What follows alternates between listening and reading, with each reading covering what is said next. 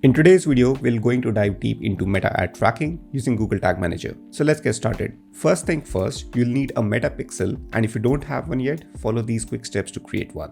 Log into your Facebook Ads Manager, click on the Events Manager tab. Next, click on Connect Data Sources and select Web and click Connect. Name your pixel here and then click on Create Pixel. Enter your website URL like I enter here. And if you don't have a website, check the box that says I don't have a website on this section here. Now you can also connect the pixel through partner integration like Shopify by selecting this option. But for now, we will uncheck that option and click on Continue. Here you'll see two options, Meta Pixel only or both Conversion API and Meta Pixel, which is recommended by system as well. The Conversion API sends data directly through API connections, improving targeting and optimization for deep funnel events. We'll discuss this Conversion API setup in other videos, but for today's video, let's select Meta Pixel only and click Next. Then navigate to Data Sources in the left side panel and select your pixel. Go to your settings and copy this pixel ID and paste it into somewhere in the notes as we will need it later.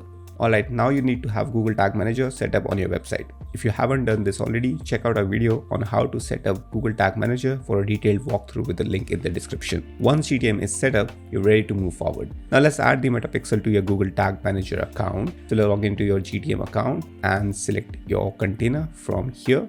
Click Tags in the left sidebar.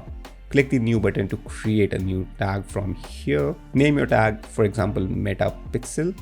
And then click on tag configuration and choose custom HTML from the list of tag types. Paste this pixel code into the HTML field and remember to replace the highlighted your pixel ID with your actual metapixel ID. You can find this example pixel code in the document file link added in the description. Now to make sure the metapixel fires on every page of your website, we need to set up a trigger. So click on triggering here below the HTML field. Click the plus button to create a new trigger and then name your trigger, for example, all pages. Click on the trigger configuration and choose page view from this list. Ensure this trigger fires on option is set to all page views and then save your trigger from here and then save your tag as well. Now it's time to test if everything is working as expected. To do that, enable GTM's preview mode by clicking preview in the top right corner.